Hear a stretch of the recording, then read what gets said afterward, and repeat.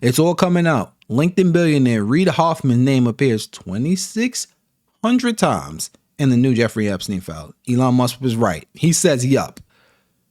Did Elon Musk forget that he was in Epstein's files? Why does Elon Musk act like he wasn't in the Epstein files? Let's see what he got to say before we tell him a new one. Well, they were also, the Biden administration was also suing SpaceX. They had this massive lawsuit against SpaceX for SpaceX not hiring asylum seekers. Right. So people say oh, Elon's making it up. The Biden administration wasn't against SpaceX. I'm like, bro, the Department of Justice had a massive lawsuit against SpaceX for not hiring asylum seekers, even though it is illegal for us to hire anyone who is not a permanent resident. So it is both, there's a law that says you have to hire asylum seekers, but there's also a law that says anyone hired by a rocket company, which is an advanced weapons technology, must be a permanent resident. Yeah, you can't do that. You can't hire people from another country that's not American, even if you're an American citizen, apparently you could also be for other nations, which is weird. But if you can't have that type of information, because you can just easily go back to your country and basically tell them what they got going on over there. So it wouldn't make sense to hire somebody that's not an American citizen for defense things like SpaceX. So yeah, that makes sense. And an asylum seeker is not a permanent resident. So it is both legal and illegal to hire asylum seekers. So why would the Biden administration launch a massive lawsuit? Again, this is public information. It's not like my imagination. Why would they do such a massive lawsuit against SpaceX? They're extremely antagonistic. It just doesn't make any sense that could ever even get past the first day of someone looking at it.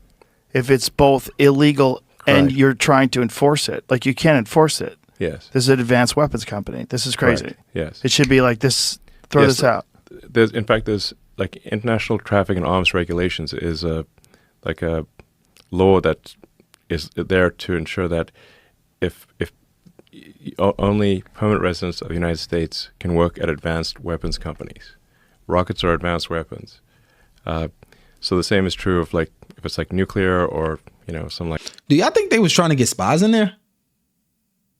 That just hit my head. I think they was trying to get spies in there. For you to say that you have to hire asylum seekers, you can make these asylum seekers, people that are not residents of the United States, work at this company to do more spy work, even though these are government operations.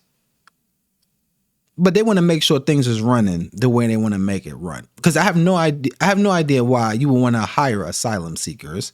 If they're asylum seekers, I don't think they're in the right place to be doing high scientific work. There's a lot of Americans that can do that. But for you to specifically want that, that's weird. Unless they was just fucking with them and say, you know what, we're going to just bother this company. But yeah, something is off of that. I think they wanted to put something in there. It's always a method to the madness. Bioweapon thing or something like that. So, because they obviously, if someone were to work at SpaceX and then leave and go to North Korea or Iran, they could build missile technology that could, destroy the United States. You think? So that's why you're not allowed to hire people who aren't permanent residents. It's logical. Basically. Logical. So, is that lawsuit still pending? It was just dismissed. How long was it going on for? A couple of years. Holy shit. It's a lot of money. That doesn't change the fact that you was in the Epstein files as well. We didn't forget. That's the other thing that drives me crazy. Like that people don't understand that if you sanction lawfare like that, if you sanction attacking your political enemies, someone's going to do that to you. Like if the wrong people get in office, if new people get in office 4 years from now, 8 years from now, who knows who it's going to be, you've already set a precedent. You've already attacked someone, charged them with 34 felonies where they're really just misdemeanors, and they're also past the statute of limitation, and now you're talking all over the news that this is a convicted felon. Convicted felon. They kept saying convicted felon, convicted felon. And everybody knows what it is. Yes. It's terrifying. Yeah. It's terrifying they could do it so brazenly to a guy who was the president for 4 years. Right. Which automatically should have sent a red flag to all of us to say that the system is broken. Because if you can do that to a former president and charge him with his charges was just BS, and anybody that just doesn't hate him to his core will understand that that's just BS. But that doesn't change the fact that Elon Musk was in the goddamn Epstein files, and you know you was in the Epstein files. What Elon Musk just did, what he just did was basically say that he was plotting to rob the bank. And he wanted to get in on the deal of robbing the bank. And his text message is like, let me in, let me do what I can do to rob this bank. I know this, I can do that. Let me in.